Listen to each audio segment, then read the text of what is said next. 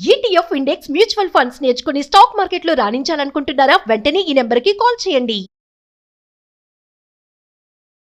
నమస్కారం, నేను మీ అడ్వకేట్ సంగీత. ఇప్పుడు ఎవరైతే ఒకరు ఒక బ్రాండ్ ను ప్రమోట్ చేసినప్పుడు బ్రాండ్ ప్రమోట్ చేస్తున్న వారిపైన కేసు ఫైల్ చేయొచ్చా, లేదంటే బ్రాండ్ ఎవరిదైతే ఉంటుందో వారిపైన మాత్రమే కేసు ఫైల్ చేయాలని చెప్పేసి చాలా మంది థాట్ చేస్తూ ఉంటారు. ఎవరైతే బ్రాండ్ ను ప్రమోట్ చేస్తారో అది మంచిది అని అనుకుంటే ప్రాబ్లం లేదు. కానీ దానివల్ల ఎప్పుడైనా ఎవరైతే ఆ బ్రాండ్ అది ఏదైనా కానివ్వండి, అది ఫుడ్డే కానివ్వండి, లేదంటే రియల్ ఎస్టేట్లో మనం ఏదైతే ఫ్లాట్స్ తీసుకుంటామో అది కానివ్వండి, లేదంటే ఒక కార్ కానివ్వండి, ఇలాంటి వాటిని ఎక్కువగా ప్రమోట్ చేస్తూ ఉంటారు. సెలబ్రిటీస్ని ఎక్కువ పెట్టేసి ప్రమోట్ చేస్తారు. సో వారిపైన కూడా మనం కేసు ఫైల్ చేయడానికి అన్ని రకాల రైట్స్ మనకు ఉంటాయి. ఎలా అంటే ఇప్పుడు ఒక బ్రాండ్ ఉంది, సపోజ్ మనం రీసెంట్గా మనం చూసుకుంటే సాయి సూర్య వాళ్ళది డెవలపర్స్ది ఒక వెంచర్ అనేది అసలు ఓపెన్ అవ్వలేదు. బాలాపూర్లో వాళ్ళు ఏం చేశారు, ఇక్కడ వెంచర్ వేస్తున్నాము, ఎవరైతే ఓపెన్ ప్లాట్స్ తీసుకోవాలనుకుంటున్నారో తీసేసుకోండి, తర్వాత నెక్స్ట్ మేము అక్కడ బిల్డింగ్ లేపి అపార్ట్మెంట్స్ కట్టించేస్తాము అని చెప్పేసి ముందుగానే డబ్బులన్నీ తీసేసుకొని వాళ్ళు పెట్టుకున్నారు. పెట్టుకున్న తర్వాత అది ఒక 2 years 3 years అవుతుంది, ఇప్పటి వరకు కూడా వెంచర్ అనేది స్టార్ట్ అవ్వలేదు. స్టార్ట్ అవ్వకపోయేసరికి అందులో ఒక వ్యక్తి ఏం చేశాడు, నేను ఆల్రెడీ ఇక్కడ 34,60,000 రూపాయలని కట్టేశాను, ఇంతవరకు వాళ్ళ దగ్గర నుంచి ఎలాంటి సమాధానం లేదు, వాళ్ళు అన్న టైంలో కూడా మనకి ఇప్పటి వరకు వెంచర్ వేయలేదు, మరి ఇది ఎలా అవుతుంది అని అంటే దానికి ఎవరు బ్రాండ్ అంబాసిడర్ గా వ్యవహరించారు? మహేష్ బాబు, హీరో మహేష్ బాబు గారు దానికి బ్రాండ్ అంబాసిడర్. సో ఆయన ఏమని ఎక్కడికి వెళ్ళాడు, కన్జ్యూమర్ కోర్టుకు వెళ్ళేసి నేను మహేష్ బాబు గారు ప్రమోట్ చేశారు కాబట్టి, ఆయన బ్రాండ్ అంబాసిడర్ గా ఉన్నారు కాబట్టి ఇది అన్ని రకాలుగా బాగుంటుంది, ఈ వెంచర్లో నాకు ఫ్లాట్ తీసుకుంటే అన్ని వెసులుబాట్లు ఉంటాయి, అతను చేశాడు కాబట్టి, అతను ప్రమోట్ చేశాడు కాబట్టి ఎలాంటి అవకతవకలు ఉండవు, అన్ని రకాలుగా బాగుంటేనే కదా సెలబ్రిటీస్ మమ్మల్ని కొనమని చెప్పేసి ఇట్లా బ్రాండ్ చేస్తూ ఉంటారు అని చెప్పేసి ఆయన దాంట్లో మెన్షన్ చేయడం జరిగింది. సో నేను మహేష్ బాబు గారు యాక్ట్ చేశాను, నేను ఆయన అభిమానిని కాబట్టి నేను తీసుకున్నాను అని చెప్పేసి అందులో మెన్షన్ చేశారు. దానివల్ల ఏమైంది, ఈడీ వాళ్ళు అక్కడికి వెళ్ళేసి కన్జ్యూమర్ కోర్టులో వేయగానే ఈడీ వాళ్ళు అతనికి మహేష్ బాబు గారికి నోటీసులు ఫార్వర్డ్ చేశారు. ఏమనంటే ఇట్లా నువ్వు బ్రాండ్ అంబాసిడర్ గా చేసింది కాస్త ప్రాజెక్ట్ స్టార్ట్ అవ్వలేదు, దానివల్ల ఇతను ఇబ్బంది పడుతూ ఉన్నాడు మీరు అని చెప్పేసి 15 లక్షల రూపాయలు ఇవ్వాలని చెప్పేసి అతనికి ఈడీ వాళ్ళు నోటీసులు పంపించడం జరిగింది. కానీ అది 15 లక్షలు అనేది చాలా చిన్న అమౌంట్ అతను కట్టిన దాంట్లో. కాకపోతే ఇక్కడ ఏంటంటే ఏ బ్రాండ్ అయినా సరే ఎవరు ప్రమోట్ చేసినా సరే ఎక్కువగా స్టార్స్ చేస్తూ ఉంటారు, అటు క్రికెట్ స్టార్స్ కానివ్వండి, సెలబ్రిటీస్ కానివ్వండి, పొలిటీషియన్స్ కానివ్వండి, లేదంటే ఇన్ఫ్లుయర్స్ కానివ్వండి, పెద్ద పెద్ద యాంకర్స్ కానివ్వండి, వీళ్ళని చూసే ఎవరైతే అభిమానులు ఉంటారో వాళ్ళు ఈ బ్రాండ్ చాలా మంచిది అని చెప్పేసి చాలా వరకు ముందుకెళ్తూ ఉంటారు.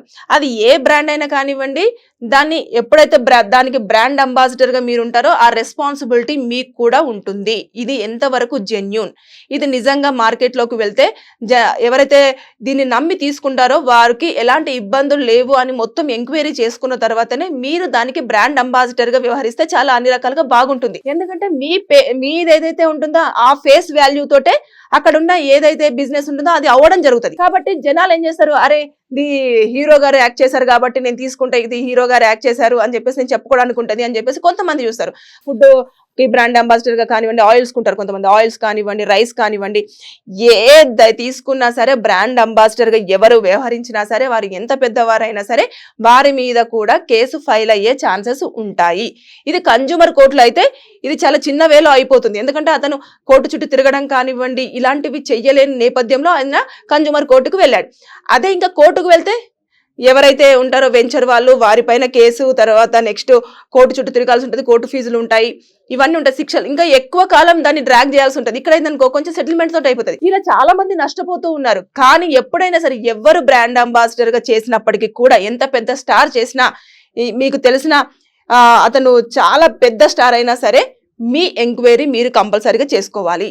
ఈ వెంచర్ ఇదివరకు ఎక్కడైనా స్టార్ట్ చేశారా, చేసినప్పుడు ఎన్ని సంవత్సరాలలో కంప్లీట్ చేశారు, వారికి ఎంత అమౌంట్ తీసుకున్నారు, ఫస్ట్ ఎంత అమౌంట్ తీసుకున్నారు, తర్వాత మధ్యలో ఏమైనా అమౌంట్ తీసుకోవాల్సి వచ్చిందా, లేదంటే పూర్తిగా కట్టి మనకు ఆ ఫ్లాట్ని మనం హ్యాండ్ ఓవర్ చేసినప్పుడే అమౌంట్ అనేది పూర్తి స్థాయిలో ఇవ్వాల్సి వస్తుందా, ఇవన్నిటిని క్లియర్గా కనుక్కోవాలి. కనుక్కున్న తర్వాతనే అది ఎలాంటి వెంచర్ వేస్తున్నారు, ఎక్కడ వేస్తున్నారు. ఇప్పుడు సాయి సూర్య వాళ్ళకి జరిగింది కాబట్టి ఇది బయటకు వచ్చింది. ఇలా చాలా మంది కట్టి ఇప్పటికి ఇబ్బందులు పడుతున్న వాళ్ళు ఉన్నారు. ఏంటంటే మా ప్రాజెక్ట్ ఉందండి, ఇక్కడ వెంచర్లు వేస్తున్నాము, ఈ వెంచర్ ఈ 2 సంవత్సరాలలో మీ చేతికి ఇచ్చేస్తాము, మీరు ఇంత డబ్బులు అమౌంట్ కట్టానంటే కొంతమంది లక్షల కోట్లలో కట్టిన వాళ్ళు కూడా ఉన్నారు.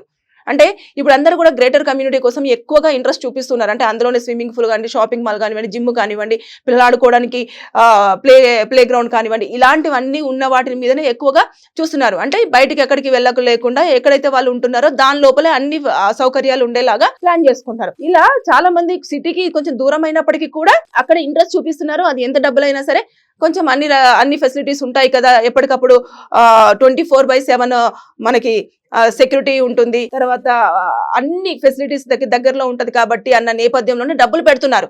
కానీ ఆ వెంచర్ కంప్లీట్ అయిపోయి, వేసిన వెంచర్ ప్రాజెక్ట్ అనేది ఫినిష్ అయిపోయి వాళ్ళ చేతికి రావడానికి నానా తిప్పలు పడుతున్నారు. డబ్బులు పెట్టేసిన తర్వాత వాళ్ళు ఏం చేస్తారు, ఇంకా టైం పడుతుంది, మనకి ఇంకా పర్మిషన్స్ రావాలి, పర్మిషన్స్ కొంచెం పెండింగ్ లో ఉన్నాయి, ఈ పర్మిషన్స్ మేము తీసుకోలేకపోయాము, కొంచెం టైం పడుతుంది, మీకన్నా టైం కాకుండా ఇంకా కొంచెం ఇంకొక 2 years డిలే అయ్యే ఛాన్సెస్ ఉన్నాయి. అంటే మనం అక్కడ డబ్బులు కట్టేస్తాం, ఎక్కడో అప్పు తెచ్చుకొని ఇల్లు స్వంత ఇంటి నిజం చేసుకోవాలన్న నేపథ్యంలో ఎక్కడి నుంచో అప్పు తీసుకుంటాం, అక్కడ వడ్డీ వెళ్ళిపోతుంటది, ఇల్లు ఇంకా ఇక్కడ పెండింగ్ లోనే ఉంటుంది. అది వెంచర్ కంప్లీట్ అవుతుందా లేదా తెలియదు.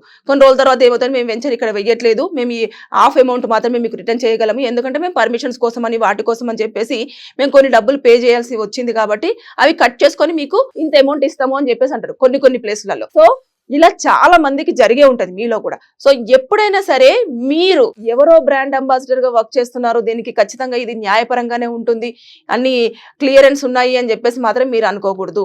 మీరు ఎప్పుడైనా ఒక ఫ్లాట్ తీసుకుంటున్నప్పుడు కంపల్సరిగా అన్ని చెక్ చేసుకోవాల్సిన బాధ్యత మీది. ఎందుకంటే డబ్బులు మీవి, మీరు కష్టపడి సంపాదించుకున్న సొమ్మును మీరు అక్కడ పెట్టేసి మీరు ప్లాట్ తీసుకోవాలనుకుంటున్నారు కాబట్టి మీరు అన్ని రకాల ఎంక్వైరీ చేసుకోవాలి. నేనేముంది ఇప్పుడు వచ్చేసి ఒక బ్రాండ్ అంబాసిడర్ గా ఉండేసి నేను ఒకటి చేశానంటే మీరు తీసేసుకుంటే అది నా మిస్టేక్ అవుతుంది అని చెప్పేసి వాళ్ళు అనుకోరు. వాళ్ళు ఏమనుకుంటారు, మీరు డబ్బులు పెట్టారు మీరే వసూలు చేసుకోండి అని చెప్పేసి వాళ్ళు అన్న నేపథ్యం ఉంటారు. వాళ్ళకి ఏముంది, వాళ్ళకి కావాల్సిన రెమ్యూనరేషన్ వచ్చేస్తుంది, ఆ రెమ్యూనరేషన్ కు వాళ్ళ డబ్బులు తీసుకుంటారు, వాళ్ళ పని ఏంటి యాక్ట్ చేసి వెళ్ళిపోతారు. కానీ తర్వాత ఇబ్బంది పడాల్సింది ఎవరు, మనం. కాబట్టి ఎప్పుడైనా సరే ఎక్కడైనా సరే అన్ని రకాలుగా దానికి పర్మిషన్ ఉందా లేదా, దానికి అది గ్రేటర్ కమ్యూనిటీ కిందకి వస్తుందా లేకపోతే దేని కింద కూడా పర్మిషన్ ఉందా లేదా, HMDA లేఅవుట్స్ ఎలా అన్ని రకాలకు సంబంధించిన పర్మిషన్స్ ఉన్నాయా లేదా, అది ఎప్పటి వరకు వస్తుంది, ఒకవేళ నిజంగానే ఉంటే ఆ వెంచర్ ఇలాంటి ప్రాజెక్ట్స్ అన్ని కూడా ఈ ముందర ఎక్కడెక్కడ వేశారు అవన్నీ కంప్లీట్ చేశారా లేదా, ఇంకా పెండింగ్ లోనే ఉన్నాయా, అక్కడ డబ్బులు వాళ్ళకు ఏమైనా ఒకవేళ పెండింగ్ లో ఉన్నప్పుడు వాళ్ళ డబ్బులు ఎలా తీసుకున్నారు, ఇవన్నీ ఎంక్వైరీ చేసుకున్న తర్వాతనే మీరు అనేది ఇల్లు మీద డబ్బులు ఇన్వెస్ట్ చేయండి. ఇన్వెస్ట్ చేసిన తర్వాత కొంతమంది అసలు మొత్తానికి ఇవ్వకుండా వెళ్ళిపోతారు, నా దగ్గర లేవు, నేను వేరే వాళ్ళకి ఇచ్చాను, వాళ్ళు ఇక్కడ నుంచి వెళ్ళిపోయారు, నేను ఇప్పుడు ఇయ్యలేని పరిస్థితిలో ఉన్నాను అని చెప్పేసి వాళ్ళు అరెస్ట్ అయ్యి జైలుకి వెళ్ళడానికి రెడీగా ఉంటారు కానీ డబ్బులు ఇవ్వడానికి ముందుకు రారు. సో ఇలాంటివన్నీ జరుగుతున్న నేపథ్యంలో ప్రతిదీ మీరు అబ్జర్వ్ చేయండి. ఎవరు బ్రాండ్ అంబాసిడర్ అయినా సరే ప్రతి ఒక్కరు దీంట్లో శిక్ష అనుభవించాల్సే ఉంటుంది. ఒకవేళ ఆ ప్రాజెక్ట్ కనుక మిస్ అయిపోయి ఇలా చేస్తే, అది ఏదైనా కానివ్వండి, ఫుడ్డే కానివ్వండి, వాటరే కానివ్వండి, బైక్సే కానివ్వండి, కార్లే కానివ్వండి, ఏదైనా సరే మీకు కనుక ప్రాబ్లం వస్తే ఖచ్చితంగా తొందరగా క్విక్ రిజల్ట్ రావాలి అని అనుకుంటే మీరు కన్జ్యూమర్ కోర్టులో కేసు ఫైల్ చేస్తే ఇమీడియట్ గా మీకు రియాక్షన్, అంటే మీకు ఒక చిన్న సొల్యూషన్ దొరుకుతుంది.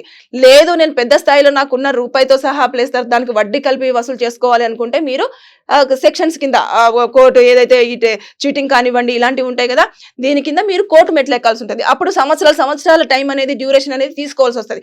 దీనికంటే బెటర్ నా సజెషన్ అయితే యాజ్ ఏ అడ్వకేట్ గా ఫస్ట్ ఏదైతే ఉంటుందో ఆ ప్రాజెక్ట్ ఎవరైతే వేస్తున్నారో ఆ ప్రాజెక్ట్ వాళ్ళని, ఈ బ్రాండ్ ఎవరైతే ఉంటారో, రైస్ అయితే రైస్ లేదంటే ఇదే దానికి సంబంధించిన యాజమాన్యులు ఎవరైతే ఉంటారో వారి దగ్గరికి వెళ్ళేసి ఇలా నాకు అన్యాయం జరిగింది, మరి ఏమంటారు, నాకు డబ్బులు ఇస్తారా ఇవ్వరని ఫస్ట్ మీరు కనుక్కోండి వారి దగ్గర. వారు గనుక దాని మీద ఎలాంటి రెస్పాన్స్ లేదు, అసలు అక్కడి నుంచి మనకి ఎలాంటిది రావట్లేదు, వాళ్ళు ఏం చేసుకుంటారో చేసుకోండి అన్నప్పుడు అప్పుడు నెక్స్ట్ స్టెప్ మీరు ఏం చేస్తారు అంటే కన్జ్యూమర్ కోర్టుకు వెళ్ళండి. కన్జ్యూమర్ కోర్టులో కేసు ఫైల్ చేసిన తర్వాత అక్కడ మీరు సాటిస్ఫై అవ్వలేదు, మీకు ఇప్పుడు ఆయన 34,60,000 లో 15 lakhs ప్రస్తుతానికి ఇక్కడ నుంచి పే చేయండి అని చెప్పేసి వచ్చినాయి. కానీ మిగతా రిమైనింగ్ అమౌంట్ అయితే రావాలి కదా, దానికోసం అని చెప్పేసి మళ్ళీ అతను అడగడం జరుగుతుంది. ఎవరైతే ప్రాజెక్ట్ స్టార్ట్ చేశారో వారిని అడగడం జరుగుతుంది. అతనికి ఇవ్వాలి కూడా కంపల్సరీగా. ఒకవేళ అతనికి ఇంట్రెస్ట్ లేదు, నేను కట్టలేనని ఆయనకు చెప్పిన టైంలో మీరు ఇవ్వలేదు కాబట్టి ఆయన తీసుకునే అంత రైట్స్ ఆయనకు ఉంటాయి. ఒకవేళ అక్కడ కూడా న్యాయం జరగకపోతే అప్పుడు మీరు ఇంకా కోర్టుకు వెళ్ళండి. ఇంకా కోర్టుకు వెళ్ళేస్తే అక్కడ ఇక కేసులు ఫైల్ చేసేసి ఇక కొంచెం టైం పడుతూ ఉంటది, కానీ ఎప్పుడో ఒకసారికి అయితే మీకు అంటూ ఒక సొల్యూషన్ రావడం జరుగుతుంది. సో ఇలాంటివన్నీ మీరు ఎవరో బ్రాండ్ ప్రమోట్ చేస్తున్నారు, బ్రాండ్ అంబాసిడర్, నా ఫేవరెట్ హీరో, ఫేవరెట్ హీరోయిన్, నాకు ఫేవరెట్ యాంకర్ అని చెప్పేసి కనుక మీరు వారి మొహారం చూసుకొని కనుక తీసుకుంటే నష్టపోయేది మీరే అవుతారు. దానికంటే నష్టపోకుండా ఉండాలి అనుకున్నప్పుడు మీరు అన్ని రకాలుగా ఎంక్వైరీ చేసుకోండి, ప్రతిదీ ఇన్ఫర్మేషన్ తెలుసుకోండి, చుట్టూ పర్మిషన్స్ ఉన్నాయా లేదా, అక్కడ వెంచర్ ఎన్ని సంవత్సరాలలో నిజంగానే వస్తుంది, వాళ్ళు చెప్పిన టైంకి అవుతుందా లేదా అని మొత్తం తెలుసుకున్న తర్వాత డబ్బులు అనేది పే చేయండి. ఒక్కసారి డబ్బులు వాళ్ళ దగ్గరికి వెళ్ళాయి అంటే రిటర్న్ రావడం అనేది చాలా కష్టం ఉంటుంది. సో జాగ్రత్త, బి అలర్ట్. మోసగాళ్ళు అన్ని రకాలుగా అన్ని వైపుల నుంచి వస్తున్నారు. వాళ్ళు ఎలా వస్తారు అనేది కాదు, టార్గెట్ అయితే మనం కష్టపడి సంపాదించుకుంటున్న మనీ మీదనే వాళ్ళ టార్గెట్. దాన్ని ఎలా దోచుకోవాలి, ఎలా నమ్మించాలి అన్న దాని మీదనే బ్రతుకుతున్నారు. కాబట్టి ప్రతి ఒక్కరు అలర్ట్ ఉండండి. ఏది చేసినా సరే, బిజినెస్ అయినా ఏదైనా సరే, మీరు ఎంక్వైరీ మాత్రం ప్రైమరీ ఎంక్వైరీ మీరు చేసుకున్న తర్వాతనే మిగతా వాళ్ళని నమ్మండి. Thank you.